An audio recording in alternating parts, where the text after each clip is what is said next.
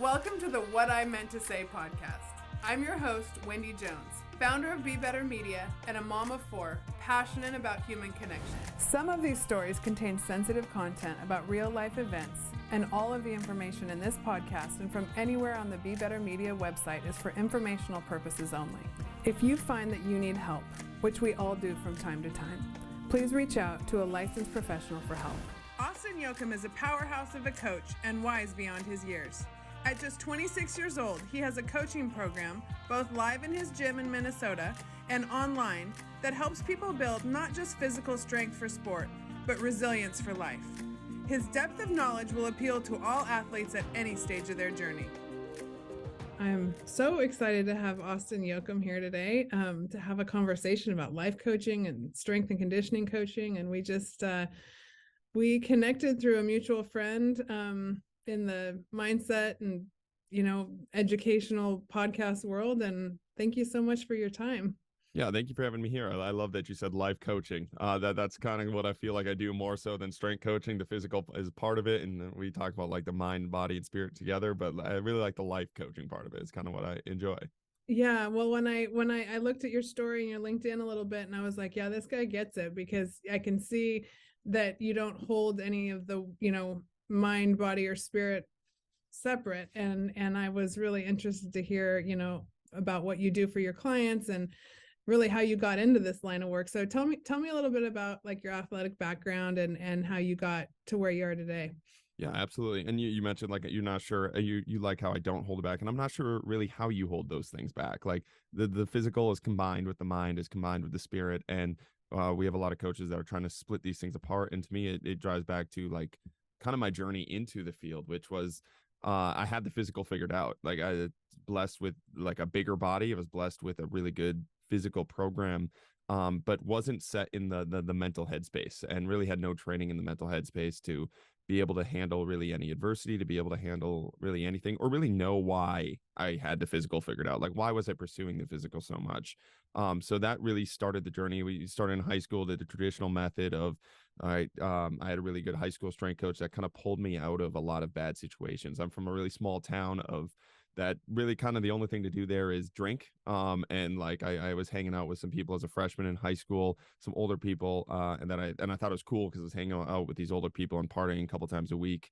And they graduated, and I was hanging out with them and partying with them. And the strength coach offered me, like, he's like, hey man, like that's not going to be your route. Like this is the route. And he offered me the first kind of like light in my life. And that kind of started the journey of, okay, you can offer people light in their life. Like you can offer people a different direction in their life rather than going down the direction he saw me going down.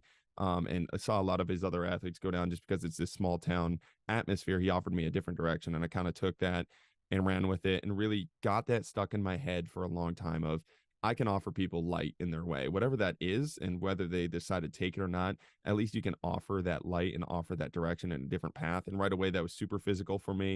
And it was just something to keep me out of like bad decisions left and right. And I've kind of expanded on that thought process over and over and kind of refined my vision of what that means. Right away, it was just, okay, offer people light through the physical route and just give them like, okay, if we develop their bodies, we'll do it. And now it's really kind of developed into this thought process of like, okay, how can we totally help an athlete, bring an athlete into an environment in which they are totally comfortable being themselves spiritually, emotionally, and physically. And we're also developing all three of those things. And when I say we are developing, I mean like me and the athlete, me and the person, not like me showing them, hey, this is how it's done. It's like, this is your life. This is the path that you want to take. How can we work and develop these things? Yeah, that's beautiful. It's so that hits home for me on so many levels. And how old were you when that coach made you that offer? 15. 15. Okay. Yep. What do you think it was about the way that he talked to you that made you trust him to connect and make that change?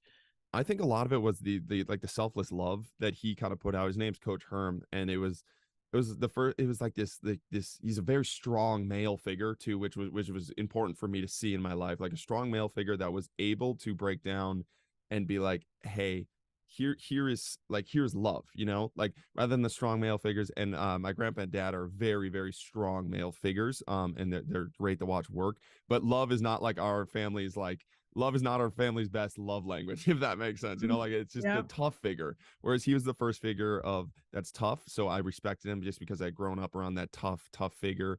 Um, but he was the first one to be able to come down and be like, okay, I'm tough. I can lead a room. I can walk around a hallway and have people look at me because I have that energy about me. But I'm also willing to come down to your level of, hey, you can be vulnerable. Like, and that was huge for me. He was vulnerable with me. He brought up points to me and he's like, this is not what you want with your life. This is what you want with your life. I can see it in your eyes. I can see it in the direction that you want to go. And I think that was really big for me. He had that balance of vulnerability with that balance of like toughness and leadership. Like he had earned that leadership, and I really respected that. Yeah, that's really cool. I have my youngest son is 15, so I can picture that, like this age that it's really a vulnerable age where you're starting to make decisions and just barely starting to understand like what you're really about and that you have a choice in that.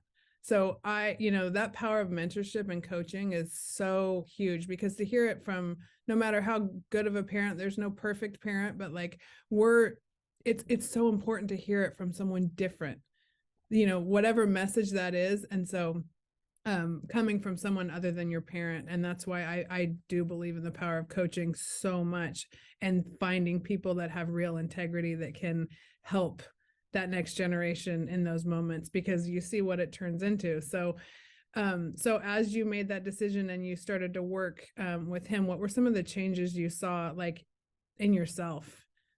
Confidence. I think that was the biggest thing. Confidence, just the ability. He was very good about voicing his opinions. And whether I realized that in that moment or not, it was like, okay, like you can be yourself and you can be strong and be yourself, and you don't have to kind of fold into whatever the crowd was doing. And that's what I was doing. I was folding into whatever the crowd was doing in that moment. And I've caught myself doing that through life too. It's like you can't just do whatever the crowd's doing. You have to be able to be comfortable in your own skin and stand up for what you believe in and say these things. And he was doing that, and I was kind of just randomly picking up on those things. It was never of a direct like, hey, do this like me. It was more so I'm watching him lead a room. I'm watching him speak his own mind, right or wrong. And that's something that I valued too, is right or wrong, he would speak his mind. And if he was wrong, he would say he was wrong. If he's right, he'd say he's right. And that's something that I really was drawn to. And I had a college coach that was very similar. Right or wrong would speak his mind. And I think that's super important. Obviously, you can't just like, if you're consistently wrong, like that's something that you need to work on. Like you need to spend your time working on becoming more right. You can't just get up here and start saying random facts and messing everybody up. But I really respect people that go up and right or wrong, speak their mind. And then if they're wrong, they actually go in and try to improve that. And that's something that I grabbed onto and stopped hanging out with just people that were just going with the flow in life and just like, okay, making the easy decisions. Our college football coach always said, like, you make the easy decisions or worthy decisions over and over again. And I view the brain like this supercomputer. Like if you download bad programs over and over and over again, it's just going to automatically run these programs. And you see this with a lot of people, and you see this with a lot of young people. It's like, it's not even them thinking anymore. It's just like they've downloaded these programs of social circles and social cues, and it just runs this automated program of this is a decision I make in this situation. And if you can download better programs, your life is going to be so much better. And that's really what I try to do is, one, allow an athlete the decision to pause running the automatic program that they currently have. Like just give them an environment in which they can pause for 1 hour a day, the automatic decision that they are making. Like pause. Okay. Am I actually making this decision? Am I like physically making this decision, or is it just running my life in the background? And then once you get them to pause and they see like, what, okay, my life is spinning, I'm really bad into drugs, I'm really bad into making these mental decisions over and over again, and it's just running in my head. Once you get them to pause, then that's when you can start them to get to download new programs or undownload some of the programs that they currently have. And downloading these new programs is when they can really start to make changes in their life. So when these decisions come up, they can say no. When these decisions come up, they can say, okay, my life's not really like, I'm not actually worthless. I'm just having these bad thought processes in my brain, and really starting to get athletes to think that way. Yeah. Yeah. What are some of the ways that you help your athletes frame a mistake? Frame a mistake. Yeah. I'm really big into detachment. I think that's a really, really big piece. I'm not saying it's the only answer, but I think so many, specifically athletes, we're so like, we attach our self-worth to whatever we're doing in the moment. You are a football player. You talk to athletes and you see it's like, well, like, why do you play this sport? It's like, oh, because I like scoring touchdowns. It's like, why do you like scoring touchdowns? Well, the crowd cheers. I'm like, okay, why do you care about the crowd cheering?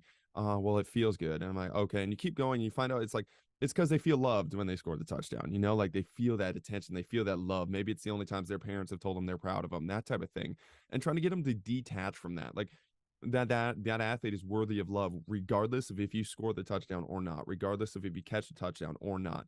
And what this allows you to do, because then athletes will be like, yeah, it's like it fuels me, like that hatred fuels me, and they talk about this. And as that's a good point. Like it probably does fuel you to pursue something greater, but it's also going to crash and burn, man. Like I promise you, regardless of how far it takes you, at the end it's going to crash and burn.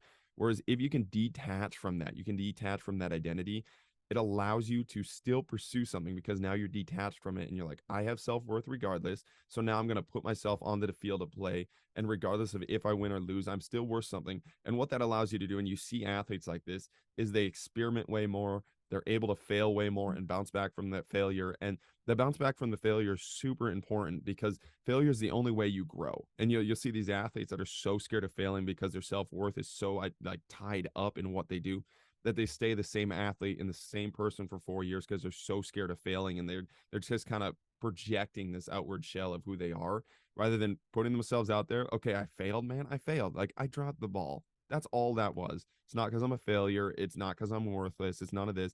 I just dropped a football. Okay. Now let's go back out there and catch the next one and realize. And then you can get into the analytical side of, why did I drop the ball? I had my hands here. Okay, I can work on this. I can do this in practice. And you can grow and you can become a totally different athlete from year 1 to year 4, rather than staying that same projecting, fragile, and kind of soft based athlete from year 1 to year 4, because we're scared of failing. Yeah, absolutely. I totally agree with you. And one of my favorite things to do and to see in any sport is an athlete that knows how to play free. And it's like, yes, you can all the little technical things that come in practice. And I love to watch pretty much everything. And you can see that point when you get to flow, and you might hit a ball out, you might swing and miss, but like when they get there, it truthfully is like one of my most, as a spectator, I love seeing that. And I think it is incumbent upon coaches to create environments and cultures where that is celebrated, right? And what do you think there's some of the things that coaches can do to create an environment where athletes aren't afraid to make a mistake? Allow them to make mistakes like that. That's it's like a lot of what we do is gamified. Like we play so many games in what we do, and you'll see it like right away. Those athletes, they cling to the victories, and they're super high in the victories, and then they crash and burn when it's failing. And it doesn't matter. It does not matter what, because this will be like, well, it's because it's football and it matters. It's like, no, it doesn't. We'll play kickball with that same athlete, and if they lose, their day is ruined. And what that does is it puts it in a lower stakes situation for them to understand and just take a step back. I just lost in kickball, and that was my reaction. Okay. My teammate just dropped a ball in this random game that doesn't even have a name. Like, and we're playing with goofy rules, and like literally there's nobody watching. Like there's nobody watching. And you screamed at your teammate and told him you hated him because he dropped the ball. And like, okay, pause, look at yourself, like look at that automatic program that just ran because we had a failure in this. How do you think that transpires in when the situations are higher, when there are people watching, when it is life? You talk about the flow state of sport. It's really, really cool to watch somebody in the flow state of sport. It's even cooler to watch the flow state of life, like watching somebody like you run this podcast, when you can tell this is what you love doing. You're in the flow state of life, getting somebody to that state. So trying to get an athlete to really open up those conversations by gamifying things and putting in a lower stakes situation first, and then having a conversation with them and being like, okay, this was your reaction here. Did you even notice it? Because a lot of athletes don't. Like they won't even notice it. Just instant reaction, instant program that they ran. Can we get them to pause? And then can we do this over and over again? We play a game every single day. We do some sort of challenge like this every single day. And we put in a lot of coaches like, I love the competition you're doing. I love it. It's like you're kind of missing the point of, it's almost like anti-competition is what we're trying to get to. Like getting rid of, it's just the ability to handle competition rather than this fighting, this grind mindset to win that is kind of killing a lot of athletes. Oh man, you just hit on something so big. I've heard the term, and I can't remember what podcast or thing I read, but I heard that like the term grind culture and suffer culture. And I feel like that people, that when you attach your identity to how hard can I work, most athletes know, they show up, they've been in the game long enough, probably even by the time they get to you, even if you're working with young athletes at this point, like 14, 15 years old, they know how to work hard, right? And the ones who don't will find themselves, picking up something else that, sports is not their thing, sports is not their thing. But I think there is a real celebration out there of grind culture that is really detrimental to young athletes, because I'm 47 years old and I still find as much joy playing sports. I've never worked, I've never been a professional athlete. I've never played at a super high level, but I tell my kids now who play in college, like, I want you to be able to enjoy your sport when you're my age, right? They usually know how to take care of their sport, showing up for their coaches and practices and all of that kind of stuff. But how do you love it for the long term, right? And build a relationship with that sport that is actually developing you as a human being, and not just as that identity, as that athlete that can, fail or succeed on any given day and then attach all of your worth to it, right? So what age kids, what's the typical age of your clients that are coming in? So we train, the typical age is like that college age group, but we train high school groups, and we train middle school groups too as well. So, and we also have our online program where it's even older, where it's like 30 to, I think our oldest client's 72. So it's kind of all over the place. Awesome. Yeah. That's so awesome. Yeah. And I definitely want to get all of those things into the show notes, because I think people coming into contact, that's what I love about this podcast world, is there are so many amazing things, like the way I connected with Mike in Iowa and then found myself to you, and you're in Wisconsin. Is that right? We're in Minnesota. Okay. Minnesota. Yeah. Yep. I mean, the way that people are thinking across this country and developing these programs that people have access to, that your online clients can come from all over the place. And this podcast world, developing those types of conversations versus what we're hearing in mainstream media today and all the problems, like when we are like, programs like yours are building self-awareness. And I honestly don't think that there's anything better for the world than people who are walking around learning to be more self-aware, right? Absolutely. And I think the younger that we can normalize that, so it's just so cool to hear like the ages of kids coming in all the way from middle school up to 70, and letting that learning work multi-generationally is just, I think it's just so inspiring. But I spend a lot of time talking to college athletes these days, and maybe just graduated from college. And I'm wondering, what are some of the things that you're seeing them struggle with when they come to you? Like some of the challenges they're facing in their programs.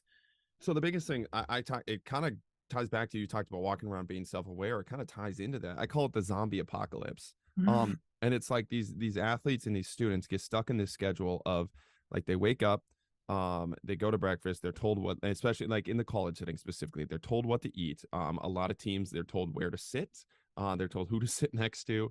Then when they're done with breakfast, they're told where to put their tray. They're told to go to class. They're told what to think in class, what they can say in class, where to sit in class. When they're done with class, they go to practice, and at practice, they're told what to do, what to wear, where to go, like all of these things. When they're done with practice, they go to their lifting session. At the lifting session, they're handed a sheet of paper. They're told what to do, how to lift, how to move. When they're done with the lifting session, they go to supper. They're told where to sit, what to eat. And it's like this zombie apocalypse of, not once did that athlete during that day get to make a decision. And it's like it's like this helicopter parent of like these 20-year-olds, like they're so scared of these 20-year-olds making bad decisions and doing this, that they just take all the decision making out of their lives, and they try to make robots and zombies out of it. Because honestly, it's easier for us as coaches. It is so easy working in that college sector when that athlete is bang, bang, bang, bang, bang. Everything is clean, everything's smooth, but like, that's not life. I mean, that's a really tough part for a coach to understand, is like, that's not life. That's not preparing an athlete for life. We talk about preparing athletes for life, not for football, not for any, like, we are preparing these athletes for life. Like that's not preparing them. When they're walking around, they're not able to make any decisions, specifically in the college sector. So I was a college coach for 8 years. And they were not once, like, in any of the college that I've been at or interned at, were they able to wear what they wanted to wear, even like it was all team uniforms in all aspects of everything they do, to like the shoelace color that they're wearing. It's like they're never able to make a decision. They're stuck in this zombie apocalypse, and these coaches are starting this zombie apocalypse. So they come into my gym, and like I'm wearing my funky shorts, like I'm wearing like a cool shirt. A lot of times I don't even introduce them to the group. Like I just have them walk in, and like I want to see how they're interacting with everybody around them. And it, like this is what I see. Like they're walking head down. They're unsure of themselves. They're wearing neutral colors every single time. Like they're gonna go. They try to go unseen for as long as possible. It takes a long time for athletes to open up to people, like, and they're just stuck in this thing. It's like that's not our goal, man. My goal is to stop that zombie apocalypse, and this is this thing that they're struggling with. And once you get athletes to open up, they all talk. It's like, man, like this is the first time I've been able to do this. This is the first time I'm able to wear this. This is the first time I'm able to say this. And you just get athletes talking and becoming self-aware. And this is where it's, again, they're 20-year-old athletes. Like they're not going to make the best decisions all the time.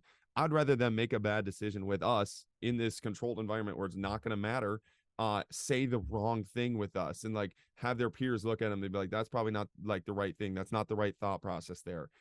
Wear the wrong clothes and get made fun of a little bit here, like have all these things happen here so they can become self-aware. They can understand, rather than just like taking all these decisions away from them. So what they're struggling with is they're put into this zombie apocalypse, and they're starting this zombie apocalypse and not able to think for themselves. They're not able to walk around self-aware, like you mentioned. So trying to get these athletes to become self-aware, to become self-confident, and just be themselves, like just be able to breathe and breathe themselves and wear what they want to wear, say what they want to say, and then live their lives that way. So hopefully when they leave our program, when they leave college, they become functioning adults that say what they want to say and speak up when they should speak up and lead the way they're supposed to lead. Because every single person can do that. It doesn't take this natural born leader to do that. It's just a self, like specifically nowadays, all it takes to be a leader is to just stand for something. There's so many people that are not standing for anything. It's just that whatever the flow, like whatever their next four friends are doing, they're going to post the same exact things they post. They're going to conform to whatever they're conforming to. And it doesn't matter how bad it is. It's just to be a leader nowadays, all you have to do is stand for something. And I think it's easy to stand for something if you're self-confident and you know your self-worth. So developing that in the gym, I think, is really important. Hey, I hope you're enjoying this chat as much as I am. For more great content, courses, and lifestyle, go to bebettermedia.tv. Yeah. And I mean, given the amount of time, like you just said, the amount of time that athletes spend, that it really is where their identity, you can make or break their identity in the because it's their 24/7, so that concept of being like, when I think about, I've read a lot about how Fortune 500 companies hire lots of athletes. I know that the people I've hired around here, everyone's an athlete, because what I've noticed, and granted, I have people working for me that are from 50s, 40s, 30s, and 20s. And we're all come from an athletic background. And what we have, I think, is like something that I go, wow, everyone always, if I don't know, I'll figure it out. I keep showing up. I have this, discipline. But I'm wondering, like, with what you're describing in this next generation, like if that's even going to be, I mean, the zombie apocalypse is not going to create leaders, and I wonder, how we make that shift. I mean, programs like yours making that shift, because there are, what you described also is making me think about the mental health crisis that we have within. I mean, we have it everywhere, but within college athletes, we have a real mental health crisis, with that identity problem and making a mistake. And, my son's at Stanford and my daughter's at TCU, and I talk to kids from LSU, and like I've had a lot of athletes on my podcast from all kinds of different colleges. And what you hear is like how hard they are on themselves, and how difficult it is on them when they do make a mistake. And so that concept of normalizing that you're doing for them and giving them that safe space, I think is there's a dire need for that out there.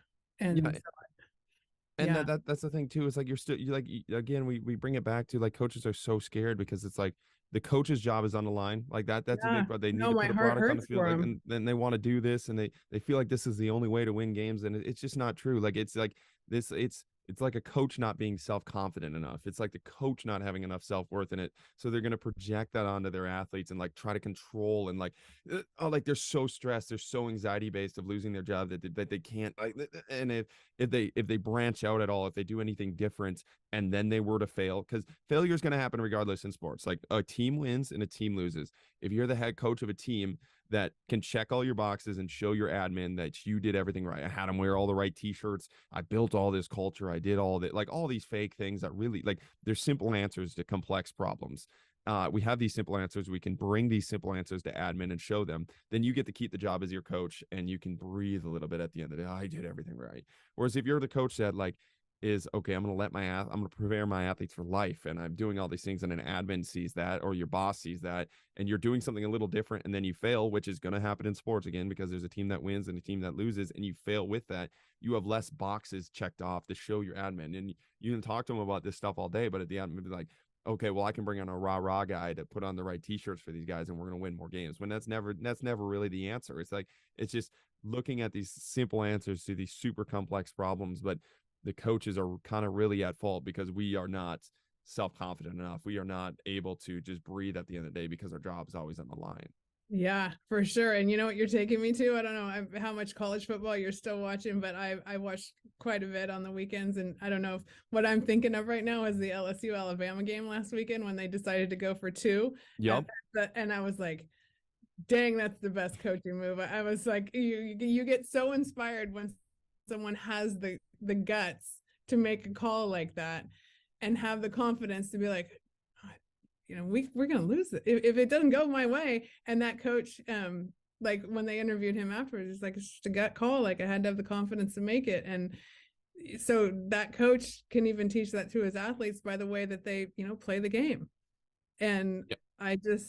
Confidence and being able to step out and take a risk and be like, it might not work out.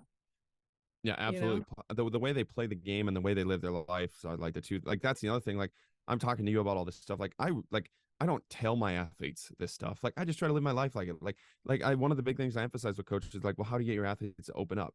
Like my big thing is like, are you opening up yourself as a coach? You know, like they're doing, like they're coming to you, especially in the private sector. The college sector is a little different because they're kind of forced to come to you in a sense. You know, you can make that a good or bad experience, but they have to lift with you. You're their college strength coach. Right. In the private sector, like they're coming to you because in some sense they believe in you. Okay, so they believe in you, they put their trust in you. You are an authority figure in their life. Are you opening up? Like they're watching you, they believe in you, they in some way want to model their life around you. They see something in you that they want to see in themselves, that they agree with. Are you showing them that you can open up and that you are saying what you want to say? Or are you showing up in your polo and your plaid shirts and not really saying anything and not doing it? And like if they believe in you and they want to be a little bit like you and they're coming to you because of this, and you're not opening up, of course they're not going to open up, man. Like, of course they're not going to. They're just going to emulate whatever you're doing in the environment that you're creating. So we can talk about this communication stuff all we want. We can talk about being gutsy and being self-aware and self-confident all we want. But if you're not doing it yourself as a person, like that's where it starts. It starts with you. And it truly, truly does. It starts with you. If you are not doing it, it does not matter how much you talk about it or the environment that you want to create. You truly have to spend a lot of time developing your self-worth, your own self-confidence, and then you go and like you lead just by living your life. Like it's not like I'm gonna go be a leader. Like that's not how I view it. It's I'm just going to live my life in a way that I think is going to make the world closer to heaven than hell. That is going to make the world a little bit better than it was than when I woke up before, you know? And when you live your life like that, then people naturally like, okay, I can do that as well. And that's how you start to cascade rather than pretending to be this, like, I don't know, it's just like this gross feeling of leadership or this appointed leadership where you're not really that person that you're supposed to be. Yeah, that authentic energy it's contagious and you can feel it. It changes environments every day, you know. And I watched a clip a friend of mine sent to me talking about depression, and it was Jim Carrey, and he was talking about what depression really is. And it just like when someone can't keep up with the false version of themselves that they've created, then they're putting out in the world. And if we can help people understand that, like, you know, making mistakes, like there are no high highs if you don't have the lows, and like balancing everything out is not necessarily what we're here to do. And that's just something that I think, because I think if you can learn to experience the day that you're in, like, and it's a bad day, then you know you can do hard things. If you come through that and you learn something about yourself and you can help other people because of what you've been through, you're going to experience these incredible highs because you're going to find your purpose. You're going to live in a place that is inspiring both to yourself and then ends up being inspiring to other people. But yeah, that confidence at the base to do that is just, it's so huge. And I think in society today, like we're raising kids that they're lacking resilience that we didn't, like in my generation. I mean, it's definitely something I've had to build up over my life, but I don't think I'm concerned that society today is not celebrating resilience and teaching kids that they are stronger than they realize. And there's, I think, a very loving way that you can do that. And I see that through the things that you're talking about. I noticed on your Instagram, you had a quote that said, I think, "Don't be fragile." Is that? Yeah, that's one of them. Yeah. Yeah. And I was like, "God, that's beautiful," and I'm wondering, like, when you encounter, whatever age athlete you're dealing with, like, what does that mean to you? And how do you like coach that out of another athlete? Yeah, so I got so many rants that I want to go on here. One of the biggest ones that makes me like, and I think this is the most controllable, is like, don't sell athletes on fragileness and don't sell people on fragileness. And I think this is where a lot of it stems from. I don't know if it's the total answer, but I just see it over and over again. Strength coaches specifically, just to give a specific example in our field, it's like we sell ourselves on fragileness. You're gonna get hurt, come to me. Like, you're going to blow out your knee, come to me. If you don't do this, you're going to get hurt, come to me. You're not going to perform, come to me. You're going to fail without, like, stop selling your poison, man. Like, you can just go to an athlete and like be like, hey, this is going to be a great environment for you to improve your skills. You're not going to get broken without me, like these things are going to happen regardless, but we sell this fragileness to our athletes. And you can expand this however you want to the world of today, but that's what we do a lot of. We sell fragileness to athletes because it makes us money. And it's easy to do it. Like it's much easier to sell braces to somebody rather than to show somebody like, okay, this is the diet that you should eat, the chew, and do this type of thing. Like there's so many easy things to get paid for if you're selling fragileness, and it's hard to tell an athlete, I don't have your answers, you do. Like, and that's a hard sell. Like, how are you going to sell somebody on that? And that's why I don't try to sell anybody on anything. Like, I'm like, this is just our environment. If you want to become a part of our environment and it's something that you view can be something that's positive for your life and move your life forward, that is amazing. Come to be a part of our environment. You do not need me. None of my athletes working with me right now need me. They can all fly by themselves. Like, if you need me, I've done something seriously wrong. Like, so we need to stop selling athletes on fragileness and stop rewarding the fragileness. And that's another, it's like an athlete was like, okay, I got the answer for you. You got this. It's like, okay, like stop that. Like, you're not going to get hurt. Like, you just you can look at it in so many different ways. Like, look at your ancestors and how you got to the point that you got with, like, if you got hurt the way that some of these athletes are like feeling, like if you got hurt back then this way, like you're dead. Like you're going to, like, your ancestors have made it this far for this long. Like, you are not, human beings are not fragile. You're one of the most resilient species in the universe that we know of. Like, you are so resilient. Your body's so resilient, your mind is so resilient, your spirit is so resilient. You will make it, I promise. Like, these struggles that we're going through, a lot of them are real, and what you see like around you is what there is. It doesn't matter the level of trauma or the level of issue. If that's the biggest issue and the biggest trauma that you have, right? Like, if your biggest issue right now is that your girlfriend broke up with you, and somebody else's biggest issue is that they were homeless and abused and that type of thing, it doesn't, like, both those issues are both that person's biggest issue that they see in their life. But you are resilient and you will be able to go through that, and like trying to get out of that fragile mindset of I'm not going to be able to make it. I'm not going to be able to make it. This coach will, and then that's when we fold to the coach. Like, this coach is going to have the answer, or this drug is going to have the answer, or this magic solution is going to have the answer, or this new thing I buy is going to have the answer. None of it has the answer. You're the only one that has that answer. And as coaches, we need to stop selling ourselves. We need to stop selling our poison. We need to stop selling the fragileness to athletes. And then as athletes, at the end of the day, we got to stop purchasing it too. Because I've purchased it before too. Because it's nice and it feels good to purchase fragileness. Like, oh, that's why I didn't succeed, because I didn't have oh, that's why. It's like you didn't succeed because something deep down in you did not have that purpose and reason for being there totally figured out. And that again, I'm reading what's the name of the book? Right, I'm reading a book on on the psychology, but he always brings it back to like humans love going back to we it's really hard for us to answer complex problems. Why didn't I succeed? That's a complex problem. There's so many variables that go into that. So we bring it back to a simple answer, a simple problem. Oh, I didn't have this guy. That's a simple answer. I didn't have this guy. I can get this guy. Simple answer, simple solution. It's done. But that's not solving the real complex problem behind it. And we're kind of putting band-aids over everything. So trying not to do that is going to be huge going forward and going to be huge for society and athletics. Yeah, absolutely. And that's why I always say, like, my slogan being like strong athletes, better humans, like that whatever it is that we love in life. I have one of my daughters she's a theater kid, and she loves to get up on the stage and perform. And it's like, whatever it is, that thing, that passion that we love in life is really, it's there to turn us into the best version of ourselves. It's not just for that one thing. Right. And so if we can use the athletic field to become a better human, like, to me, that is the greatest thing we get out of sports. Right. And so I just like listening to you. If as athletes come through, what we're really wanting to do is create people that are going to have strong relationships and show up for their job and understand their purpose and really get to hook into the good things in life because they understand themselves better. And I just love sports for that journey to self-awareness that it is, when you have good coaches and when you learn how to frame mistakes and celebrate when you need to celebrate and all of those things. Like, it's all part of it.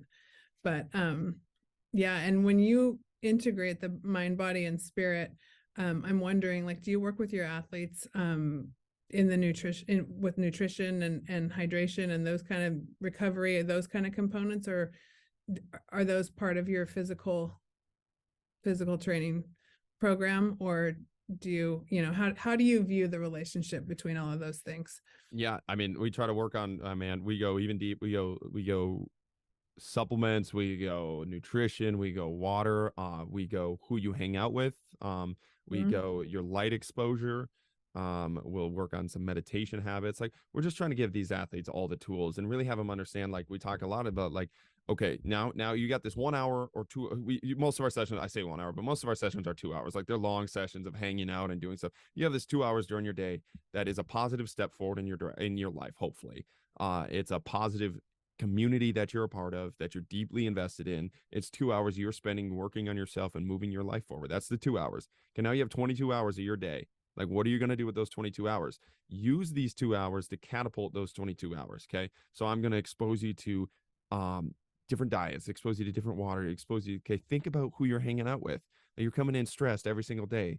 You have these thought processes every single day. Like, look at your circle. Like, are they the type of people that you want to hang out with? Or other, you love these 2 hours where you're hanging out with like-minded people. You are not required to hang out with other people for those other 22 hours. You can hang out with people that move you forward for every hour of your day. If you set your life up the right, it's going to be tough. Like, you're going to have to cut out people. You're going to have to do it, but that's part of life. If you really want to live a like self-fulfilling life. But yeah, we focus on all those things. I really like, nothing we do with the barbell and nothing we do with the dumbbell is really going to matter. All it is just a ship to get the message across, the ship to let you sail across the sea, to get these thought processes ingrained and allow you to have just a stable setting in which these 2 hours I know is what I want in my life. It just feels good. It's a good community. It's moving me forward in the right direction. How can I use these 2 hours and expand it to maybe 3 hours or 4 hours or 5 hours? And trying to get all 24 of your hours like-minded and moving you forward and in the right direction and together, rather than you talked about the depression where it's like basically that two different sides of the human, of like the projection human and like who you want to be, and like you feel that like you have these 2 hours of being this, and then the rest of the hours it's like this total disconnect of being stuck in this different person. You see it a lot in corporate America.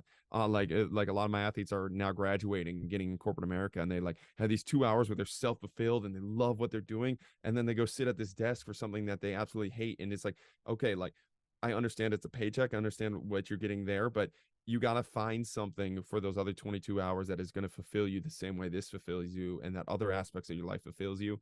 Because like, you're not put here for a paycheck. That is not the message you were given. That is not the tools that you were given to put on this earth to navigate with. Like, go find something that self-fulfills you and work on these things throughout it.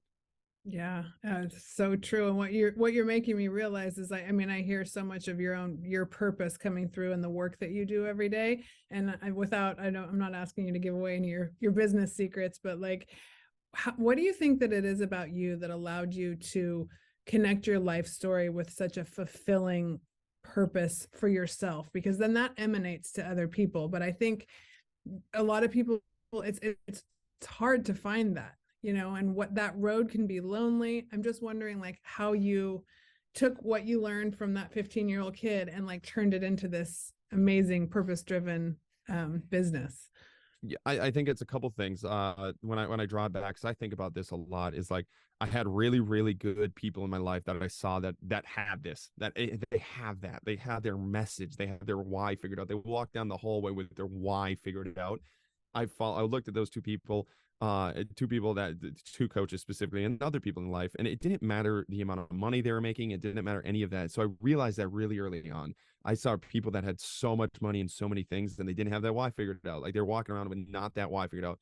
And I saw our community was not a very wealthy community. There's a lot of people. We were living in a trailer house. There's a lot of people living in trailer houses, but you could see people walk down that, like their family was their why. Like this was their why. They could walk down the hallway. So I had that. I saw that. I had parents that were very strong in that aspect too. Like this is our why. Like this, you could just see it in that person. But it's also a lot of it comes down to like hitting rock bottom. Like hit rock bottom, feel completely empty, like feel completely hopeless, like where there is no light. Like post college, like there was time periods where like I did not want to be on this planet, and it was just all completely dark. Everything was dark. And there's just a ounce of light, like just an ounce of light. Like when everything around you is dark and you just see an ounce of light, you learn to appreciate that light. Like you really learn to grab onto that light and hold on to it, and that light will grow. That's another thing. Like that light will grow. It's just, there's always that little bit of light. If you're still here listening to this message and you're still here on this planet, that little bit of light will grow. It's still there. You just got to hold on to it for long enough. The blood, get through the flood. I have a flood tattooed on my forearm for that reason. Like the flood's always coming. You just got to be able to hold on while that flood is hitting, be able to make it through that flood. And once you make it through that flood, you learn to appreciate that light and look at that light in other people and just feel that light all around you. And that's what I think a lot of your why is too. It's like seeing that light in other people and like want to bring that light out and want to feel that light in yourself again and bringing that up and over. I think that that's a really important part of your why too, is like feel that light all around you. And then like it's pretty easy to live a passionate and purposeful life when that's all you're seeing in people, and moving forward, and you see that person, like, okay, that person is being this way, they're acting this way. It's like they just haven't found their light yet. Like just go help them find their light and watch that person. When a person finds their light, like nobody's being mean, nobody's being angry, nobody's yelling at each other, nobody hates each other. Like that is all pain that they're suffering through. That is all this their inability to grab on that light or see that light in their life. And when you haven't had a ton of light in your life at certain parts in your life and you're in that rock bottom part, you learn to really, really appreciate that light in yourself and appreciate that light in other people and appreciate what other people are going through. And then I think that makes it pretty easy to live your why out and understand your why. Yeah. Yeah. It's so beautiful. I mean, there's this picture of self-awareness that you're building, and it doesn't come without going through the hard stuff. It really doesn't. And it's something that, if I do think that when we normalize it through hearing other people's stories, which is one of the goals of my podcast, is just to like really normalize the struggle that breaks through to the light, and being able to tell those stories and not be too proud to say, like, I went through this and this is what I learned. I really think it shakes things loose for other people too, because they start feeling safer to do the same thing. So I love everything you're saying. And one of the things that I love about generational learning, and I ask this to everybody that comes on my podcast, is, what is a piece of advice that you would give to your younger self? Be yourself, man. Like I think that's the biggest thing that I realize is like, and this is like, I grew up being myself completely. Like I was wearing like Pokemon shirt, like I was a nerd, man. Like I was walking around like loved Harry Potter books. I was this nerd, this massive nerd. I loved writing and I loved reading, and I would wear these Pokemon and Yu-Gi-Oh shirts, and I was into the fantasy world. And then I got to this like end of middle school, high school world where like girls are coming into play, like peer pressure's coming into play. And I was just started to be this bigger body guy. And girls at that time did not love reading, like they did not love any of that. Like they loved is like okay, can you play sports and can you do this? And like, so you got this stuck. And then same with your like the boys around you, like, they're like, oh, come out for football. And you start, and you get rewarded for these things. And I never really found fulfillment in that aspect of it. Like, what I really love doing is reading, and what I really love doing is writing. And that's who I am deep down. And for like the end of middle school until end of college, like I really suppressed that in the without even really realizing it. It's just kind of happened. Like, it turned into like what's socially being rewarded. Okay, like sports, and I'm kind of good at it, and I have this size and I have these natural abilities. Like, okay, continue to do these. It never really made sense why I really felt empty at the end of all of it. It's like, what is this? Like, why isn't it? But I'm getting rewarded socially for it. Like, you're getting elevated socially for it. You're getting accepted into more groups. All these things are going right, except you know yourself, like that's not who you are. I'm wearing like these different clothes to like fit in and do this, and like it's just I was just never myself. So like going back, I just like stick, and now all I do is write. Like all I do is write and read, and I'm way more socially accepted and way more like I feel way more fulfilled, and I just feel like way better about myself. And I'm a nerd. Like that's who I am deep down. Just because I'm big and like strong doesn't mean like I'm not a nerd. Like that's an aspect that like I have to look at myself and like, you are a nerd. Like that's a big part. Like nobody really gets that because you're like the meathead. So you have to like continue to be yourself and just understand and like spend time really knowing who yourself is, and like those moments in your day where you're so invested in what you're doing that like everything else is buzzing by and you don't even realize it. Like pay attention to those parts. Like that's writing for me. When I write, I could write for like 4 hours without realizing it. I'm writing, I look, I'm like, holy crap, like my girlfriend's called me 3 times. She's gonna be like, uh-oh, I gotta go on. I And love and it. then there's other aspects of my life where I'm just like forcing myself through.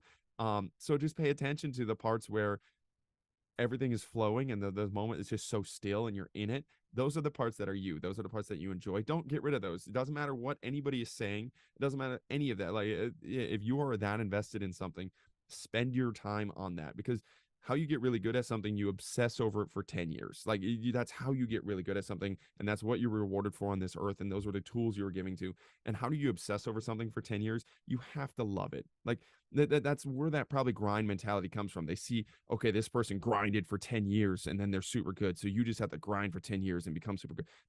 The reason they grinded for 10 years, the reason they were able to do that is not because they just decided to grind.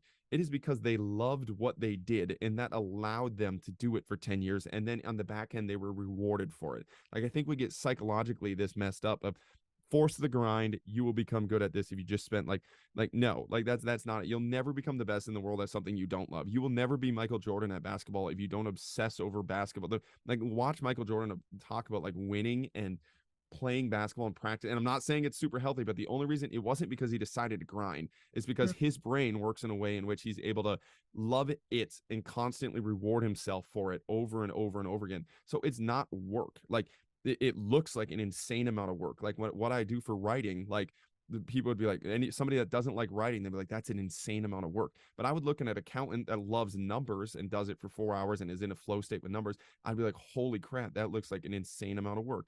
But that's the only way you get really good at something, is you love something so much that it really does become play. That doesn't mean it's all easy, but it becomes like that play aspect, and it allows you to do it for 10 years obsessively. And that's the only thing you become best in the world at, is something you obsess over. Yeah, I totally agree. And there's something that gets it when you're trying to be the best, there are things we give up along the way, right? I mean, I remember, I had a surgery back in February, and when I knew that like I had to change the layout of my day to get, like, I had this vision, and I'm like, but I know I've got to give some stuff up. And I used that ankle surgery, which I did need, but I knew in my brain, I went, when I do this and I have to sit down and I have to be, keep my foot up for so long, and I'm not going to be able to exercise, you can use those things. And I flipped it in my brain. I was like, what you're obsessed about, you're going to give yourself the chance. But it's like making those changes and giving things up to get to where you want to go. That's another thing that I think is really, like, I don't think it gets talked about enough. Making the sacrifices that you have to make because you do love something or because you do have a vision. But, time it's a resource, and it's finite, and it's, we only have so much, and we have to make those choices. But when you love it, you end up, as soon as you get into it, and you're like, oh, what I gave up, I was meant to give up because I needed to get here, And but as a writer too, I'm curious about your writing routine when you say you can write like that? What do you do to get in writing flow? So I always go on these things. I just call it a spirit walk, but I'll put on. I have like 3 albums that I usually listen to, kind of on repeat, that get me like instantly into this flow state. And I'll go on usually like a 30-minute to an hour long walk, and I'll walk around. And some days, and this is where I kind of know like I'm connected in life, like ideas, words, phrases. Like this is really cool part for writing. Like a lot of it's like doesn't even feel like my words. Like it's just popping up in my head. Like I'm walking, these words and these phrases are popping up. I'm just going with it, and I just receive. I try to receive everything, and that's why I try to spend a lot of my day like emptying everything out of my brain. So when I go on these walks, I'm able to receive. I'm not stuck in this like email, like going through all these things I got to do. No, like when I'm on these walks, I just want to receive from the universe, receive from whatever is giving these words, have them pop up in my head, go for these walks. And some of them suck. Like some of them, like this idea popped up. I'm like, oh, okay, that could be something. Like working through it. And I type it out. I'm like, oh, that ain't it. Like I don't know. So I'll store that one for later and work on it later. But whatever pops up in my head, I'll just go back to my computer when I'm done and just sprinkle off words until they stop coming. And then I look and I'm like, okay, like this is something I can work with. This isn't something that I can work with. And something I've been forcing myself to do a post every single day, mostly for the like I write every single day. So I'm gonna write whatever comes out of my head that day. I'm gonna write, and then I'm gonna put down on Instagram and just use that for the content for the day. But really what it does is it just makes me write every single day and stay in that process of writing. And some days it's like it's so easy. Like again, there's some days where every single word comes up and it's like, man, that was super easy. I didn't even do anything there. And some days it's a little bit harder, but what I found is since doing it every single day, it's like even on the hard days now, once I start, like it triggers into a flow state so much faster, and I'm just able to type up whatever I need to type up that day or whatever I feel that day and going through. But I think being able to write, being able to speak, and being able to tell a story is so powerful in like today's world. And I just feel like we're not working on these skill sets that are like absolutely like life-changing skill sets. You don't need to have the best story if you can tell the best story. I learned that from my dad. Like my dad loves telling his high school stories. And like the morals of the stories and like the actual whatever happens in the story really is not that cool. But he's a good storyteller. Like he loves telling stories. He's really good at telling stories. So if you become a good storyteller, people are going to listen to you. So become a good storyteller. And then the second part of it is like, don't tell your high school stories. Get good at like tell a story that means something too. So you get like that twofold thing. Like there's a lot of people that have something that they want to say and they should say, and it's really important, but they don't know how to tell their story. So get really good at telling your story through writing, reading, videography, like whatever your method is. But I think writing and telling your story is super important in today's world. Yeah, there's so much clarity offered to yourself and then to the people that read your stuff, and I totally agree with you on that. And I love the concept of long form, right? I mean, like there is so much, and I do believe in the power of social media to connect people, but I also think that like it's so much cooler when if I go to your Instagram and then I go to your blog or then I go to your podcast and I hear the long form, like I feel like the social media feed is just a place to show you like who you want to know more about, and then go do the digging, because the digging's where like the gold is. You find so much more about what a person's about. And I think that's so important these day and age, because a lot of times social media really, it just is the highlight reel, right? But you connected two things with the writing process too that I totally believe in, and one is music. I'm so inspired by music, and it really does. I listen to a lot of instrumental music, like when I'm writing, just because it does do something to the creative process. And then walking too, and I learned that through COVID, just going on these long walks and just realizing how much looser my brain was to come home and then download, instead of being in like check the box, like answer the emails, those types. Like they're two different kinds of work. Like in one, you need to do stuff that you need to do, but that creative process is, both of those things I do the same. So, and it's really therapeutic, and it's really great for, what we can put out in the world. So I'm really, really grateful for this conversation. I'm so excited because sometimes I record these and I take them home immediately and have my kids listen to them before I even get them produced. And this is one of those. This is such a great message for the next generation. And that's one of my favorite things about what I get to do. So thank you very much. And I want people to know, where they can connect with you, both to train and for your online program. So where can people find you to connect?